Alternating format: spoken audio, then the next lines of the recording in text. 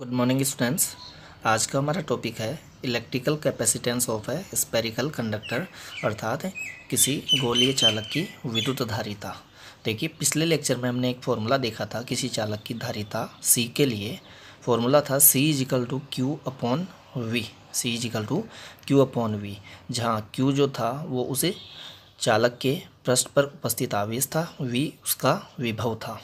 आज हम उसी फॉर्मूले C equal to q upon v से गोलीय चालक की धारिता के लिए सूत्र प्राप्त करेंगे। आज जो सूत्र मिलेगा वो केवल गोलीय चालक के लिए ही मान्य होगा, गोलीय चालक की धारिता के लिए ही एप्लीकेबल होगा। किस सूत्र से प्राप्त करेंगे? C equal to q upon v सूत्र से। देखिए कैसे।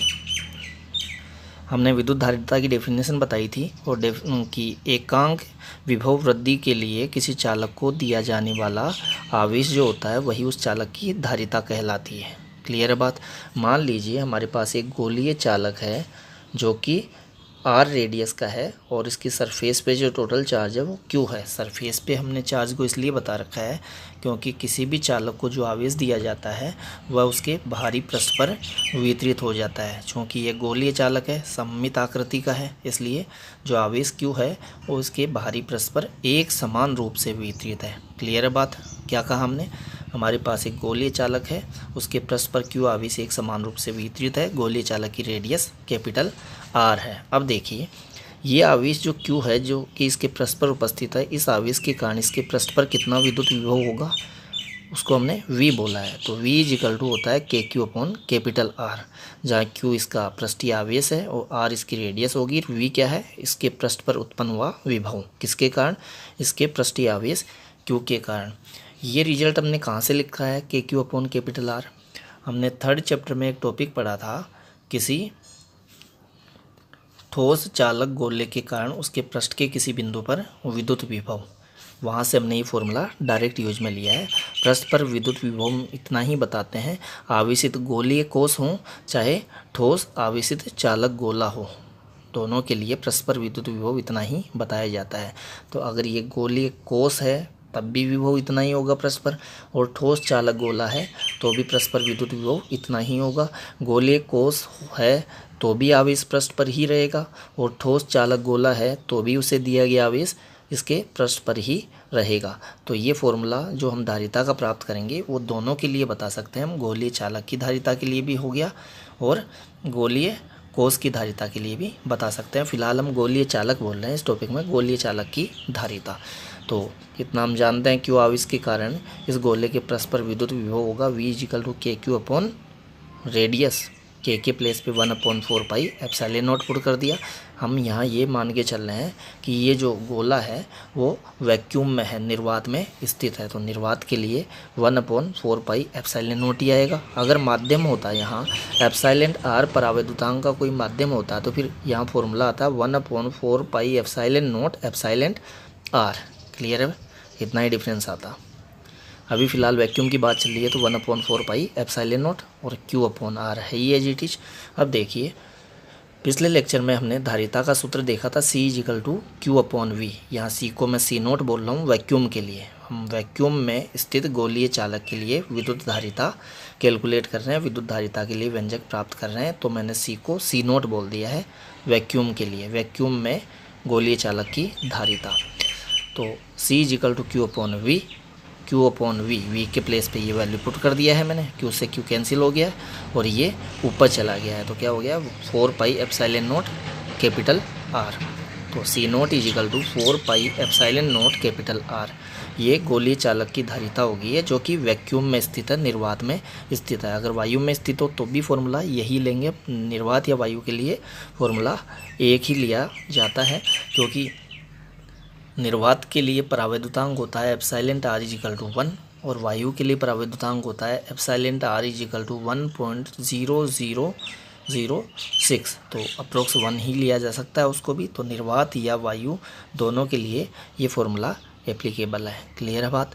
अब यहाँ से हमें पता चल रहा है कि कैपेसिटेंस जो है वो रेडियस के डायरेक्टली प्रोपोर्शनल है, क्योंकि ये तो नियत है 4 पाई एप्सिलॉन नॉट।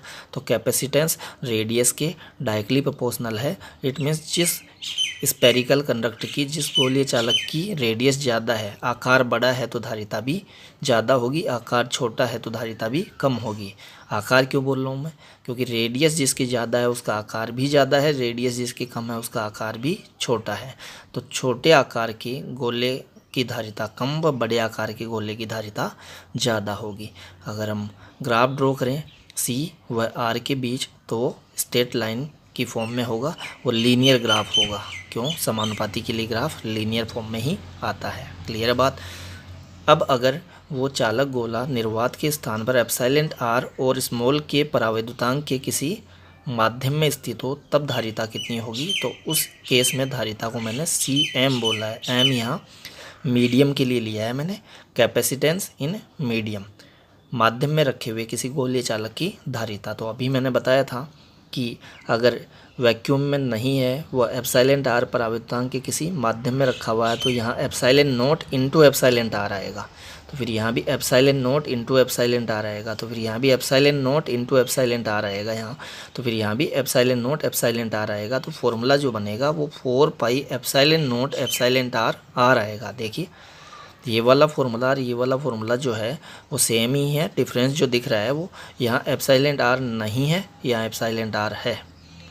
अगर माध्यम में रखा है तो माध्यम का परावैद्युतांक यहाँ आएगा, माध्यम में नहीं है निर्वात में है तो फिर यहाँ एप्सिलॉन नॉट ही आएगा, एप्सिलॉन r की प्लेस पे यहाँ 1 आएगा निर्वात के लिए। क्लियर है बात। तो ये लिख दिया है। अब अगर मैं एप्सिलॉन r को k से डिनोट करूँ, एप्सिलॉन r परावैद्युतांक है जिसको हमने फर्स्ट चैप्टर में बोला था माध्यम की आपेक्षिक विद्युतशीलता, उसको हम परावैद्युतांक के नाम से भी जानते हैं। तो परावैद्युतांक को मैं k से डिनोट कर रहा हूँ, लेकिन ध्यान रखें ये k 9 गुणा 10⁻9 newton into metre square upon coulomb square वाला k नहीं है। ये k परावैद्युतांक के लिए लिया है हमने, स्मॉल k लिया है, उसको हम कैपिटल K लेते थे। देखिए ये k व ये k अलग अलग है। ये स्थिर वैद्युत नियतांक है, स्थिर वैद्युत नियतांक है 9 गुणा 10⁻9 newton into metre square upon coulomb square. और ये जो है k ये परावैद्युतांक है, इसका मान अलग अलग परावैद्युत माध्यमों के लिए अलग अलग होता है। निर्वात के लिए इसका मान 1, वायु के लिए इसका मान 1.0006 जो अप्रोक्स 1 ही हो गया, और अन्य माध्यमों के लिए इसका मान फिर 1 से ज़्यादा ही होता है, अनंत तक हो सकता है कितना भी। कंडक्टिंग मीडियम के लिए, चालक माध्यम के लिए या धात्विक माध्यम के लिए इसका वैल्यू अनंत होता है। ये बातें हमने फर्स्ट चैप्टर में की भी थी। क्लियर है बात। तो यहाँ से हमें ये प्राप्त हो रहा है, देखिए Cm equal to epsilon r को मैं शुरू में ले लूँ तो एप्सिलॉन r, और यहाँ क्या बचेगा 4 pi epsilon not r, 4 pi epsilon not r। 4 pi epsilon not r vacuum में उसका कैपेसिटेंस था जिसको हमने C नोट बोल दिया है यहाँ, तो एप्सिलॉन r और इसको बोल दिया C नोट, तो एप्सिलॉन r C नोट हो गया। It means Cm equal to epsilon r C naught. इसका मतलब ये हुआ कि निर्वात में जो धारिता होती है उसका एप्सिलॉन r गुना होती है माध्यम में धारिता, और एप्सिलॉन r का वैल्यू निर्वात को छोड़ दिया जाए तो अन्य सब परावैद्युत माध्यमों के लिए उसका मान 1 से ज़्यादा ही होता है। अब C नोट को जब 1 से बड़ी संख्या से मल्टीप्लाई करेंगे तो Cm जो मिलेगा हमें वो C नोट से ज़्यादा ही मिलेगा। तो हमने बताया भी है कि capacitance in medium greater than capacitance in vacuum. तो निर्वात में धारिता कम होती है, माध्यम में धारिता का मान बढ़ जाता है। इसका ये निकला कि अगर कोई गोलीय चालक पहले निर्वात में स्थित है और फिर उसको हमने माध्यम में रख दिया है तो निर्वात में उसकी धारिता कम होती है और माध्यम में रखने पर उसकी धारिता बढ़ जाती है। क्लियर है बात। यहाँ से एप्सिलॉन r का फॉर्मूला प्राप्त करें तो एप्सिलॉन r इजिकल टू होगा Cm upon C nought, Cm upon C nought, capacitance in medium upon capacitance in vacuum. ये मिल गया हमें परावैद्युतांक, dielectric constant, dielectric constant. Clear है बात। तो परावैद्युतांक की डेफिनेशन क्या बनी, किसी चालक की माध्यम में धारिता व उसी चालक की निर्वात में धारिता का अनुपात उस माध्यम का परावैद्युतांक या उस माध्यम की आपेक्षिक विद्युतशीलता कहलाती है। अब देखिए यहाँ से हम एप्सिलॉन r का अगर यूनिट बताना चाहें तो ऊपर भी कैपेसिटेंस नीचे भी कैपेसिटेंस, कैपेसिटेंस का यूनिट ऊपर फेरड नीचे भी फेरड, फेरड से फेरड कैंसिल होके एप्सिलॉन r जो है वो यूनिट लेस होगा, मात्रक हीन होगा। तो एप्सिलॉन r जो है परावैद्युतांक जो है उसका कोई मात्रक नहीं होता है। क्लियर है बात। ये हमने बात बता दी है। माध्यम में धारिता निर्वात में धारिता से एप्सिलॉन r गुना अधिक होती है। क्लियर है। यहाँ हमने वो डेफिनेशन बता दी है। माध्यम में धारिता व निर्वात में धारिता का अनुपात माध्यम का परावैद्युतांक कहलाता है। क्लियर है। अब देखिए इस एप्सिलॉन r के हमें 3 सूत्र मिल गए। अब तक चैप्टर 4 तक आते आते हमें एप्सिलॉन r के 3 सूत्र मिल गए। एक सूत्र फर्स्ट चैप्टर का है, ये भी फर्स्ट चैप्टर का है, और ये इस 4th चैप्टर से हमें मिला है। देखिए ये विद्युतशीलता के रूप में है, ये बलों के रूप में है, और ये धारिताओं के रूप में है। विद्युतशीलता के रूप में क्या बोलेंगे हम डेफिनेशन? माध्यम की विद्युतशीलता व निर्वात की विद्युतशीलता का अनुपात उस माध्यम की आपेक्षिक विद्युतशीलता या परावैद्युतांक कहलाता है। बल के रूप में किन्हीं दो आवेशों के मध्य निर्वात में लगने वाले विद्युत बल व उन्हीं दो आवेशों के मध्य उतनी ही दूरी पर माध्यम में लगने वाले विद्युत बल का अनुपात उस माध्यम का परावैद्युतांक या उस माध्यम की आपेक्षिक विद्युतशीलता कहलाती है। यहाँ से बोलें तो किसी चालक की माध्यम में धारिता व उसी चालक की निर्वात में धारिता का अनुपात उस माध्यम का परावैद्युतांक या उस माध्यम की आपेक्षिक विद्युतशीलता कहलाती है। क्लियर है। यहाँ से हम कहीं से भी देखें एप्सिलॉन r यूनिट लेस ही मिलेगा, मात्रकहीन ही मिलेगा। मात्रकहीन भी है, विमाहीन भी है। क्लियर है। बल के यूनिट से बल का यूनिट कैंसिल, धारिता के यूनिट से धारिता का यूनिट कैंसिल, विद्युतशीलता के यूनिट से विद्युतशीलता का यूनिट कैंसिल, तो ये यूनिट लेस मिला। क्लियर है।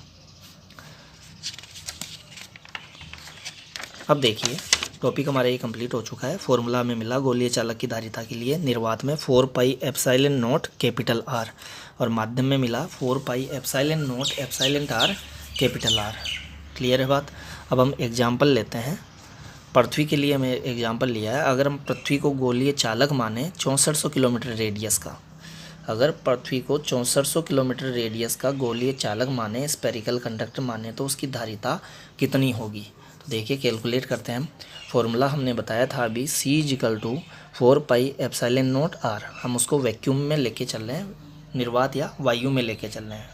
पृथ्वी वायु में ही है, वायु में है तो मैंने निर्वात के लिए जो सूत्र बताया वही वायु के लिए भी बताया, तो वायु में भी यही सूत्र लगेगा। 4 pi epsilon naught capital R, जहाँ कैपिटल R अर्थ की रेडियस है जिसको हमने 6400 किलोमीटर बताया है। अब देखिए इस फॉर्मूले को थोड़ा पुनर्व्यवस्थित कर लेते हैं ताकि कैलकुलेशन ईजी हो जाए। R के प्लेस पे तो R है ही, इसको मैं 1/4 पाई एप्सिलॉन नॉट पुट कर सकता हूँ, क्योंकि ये ऊपर जाकर वापस यही बन जाएगा। आप देख सकते हैं इसको सोल्व करेंगे तो यही आएगा। तो इसको मैंने ऐसे क्यों लिख लिया है? क्योंकि 1/4 पाई एप्सिलॉन नॉट को हम K बोलते हैं, स्थिर वैद्युत नियतांक बोलते हैं, जिसका मान 9 × 10⁹ होता है। तो हम डायरेक्ट पुट कर सकते हैं यहाँ। तो देखिए R/K, ये K परावैद्युतांक वाला K नहीं है, ये K स्थिर वैद्युत नियतांक है। 9 × 10⁹ जिसका मान होता है 9 × 10⁹, ये हमने चैप्टर फर्स्ट में देखा था। 9 × 10⁹, और रेडियस हमने 6400 किलोमीटर थी। किलोमीटर को मैंने मीटर में कन्वर्ट करके ले लिया है। किलोमीटर को मीटर में कन्वर्ट करने के लिए मैंने उसको 1000 से मल्टीप्लाई कर दिया है, 10⁻³ से मल्टीप्लाई कर दिया है। क्लियर है बात। तो ये कैपेसिटेंस का फिर यहाँ यूनिट लगा दिया है फेरड। क्लियर है। अब इसको हम सोल्व करें तो देखिए ऊपर कितनी ज़ीरो होगी? 5 ज़ीरो हो गई। 3 तो ये 2 ये 5, और नीचे कितना है 9। तो ऊपर 5 ज़ीरो है, नीचे 9 ज़ीरो है, तो नीचे कितनी बचेगी? 10⁻⁴ बचेगी। वो ऊपर जाकर 10⁻⁻⁴ हो जाएगी। क्लियर है बात। ऊपर कितना बचेगा? 64, फिर नीचे 9 बचेगा। तो 64 में 9 का डिवाइड करेंगे तो मिलेगा हमें 7.11 के अप्रोक्स मिलेगा। 7.11 के अप्रोक्स हमें मिलेगा। अब यहाँ से अगर मैं यहाँ 100 से डिवाइड कर दूँ और 100 से मल्टीप्लाई कर दूँ, डिवाइड मल्टीप्लाई इसलिए क्योंकि 100 से मल्टीप्लाई करते ही ये पॉइंट इधर आ जाएगा। क्लियर बात। 2 डिजिट इधर शिफ्ट हो जाएगा, तो ये कितना हो जाएगा? 711।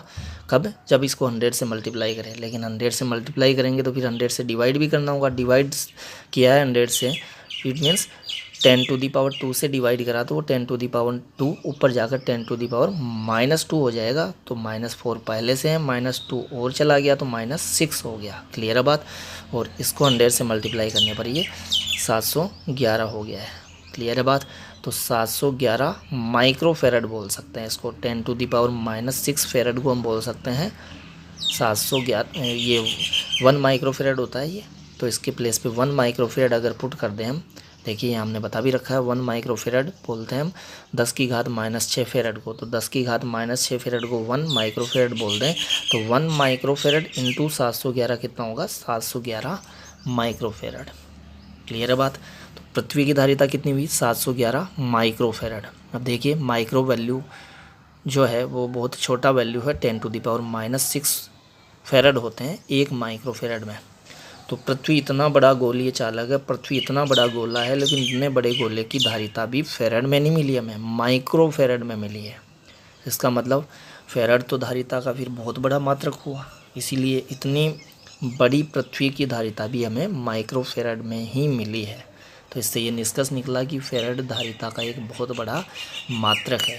दैनिक जीवन में हम जो पदार्थों की जो चालकों की धारिता बताते हैं वह मिली फेरड, माइक्रोफेरड, नैनोफेरड, पिकोफेरड में ही बताते हैं, क्योंकि फेरड बहुत बड़ा मात्रक है और इतनी ज़्यादा धारिता जनरली किसी की होती नहीं है।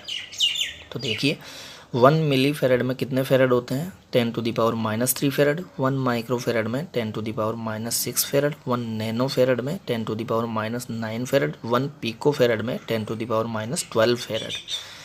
ये हमने m का मतलब मिली, म्यू का मतलब माइक्रो, एन नैनो, पिको यहाँ बता रखा है, और एफ जो हमने लगा रखे हैं वो फेरड के लिए है। तो देखिए रीड कैसे करेंगे, एम एफ है तो M milli, F farad, milli farad, microfarad, nanofarad, picofarad. Clear है। फर्स्ट चैप्टर में हमने आवेश के लिए भी ये बताया था, milli coulomb, micro coulomb, nano coulomb, pico coulomb. आवेश का भी बड़ा मात्रक ही था कुलाम, इसलिए हमने उसके छोटे अपगुणज बताए थे, मिली, माइक्रो, नैनो, पिको। ऐसे ही फेरड भी धारिता का बड़ा मात्रक है, इसीलिए हमने इसके लिए भी मिली, माइक्रो, नैनो, पिको बताया है यहाँ। क्लियर है। तो ये हमारा टॉपिक कंप्लीट होता है। एक एग्जाम्पल भी देखा हमने पृथ्वी के लिए, पृथ्वी की धारिता बताइए 711 माइक्रोफेरड। ये जो वैल्यू हमने बताए हैं यहाँ पर, ये न्यूमेरिकल्स में हम यूज में लेते हैं। न्यूमेरिकल्स में हमें किसी चालक पर जो चालक की जो धारिता बताई जाती है वो नैनोफेरड, माइक्रोफेरड, पिकोफेरड में ही बताई जाती है जनरली। तो हमें ये पता होना चाहिए कन्वर्जन, ये कन्वर्जन पता होगा तभी हम वहाँ न्यूमेरिकल सॉल्व कर पाएंगे। Thank you.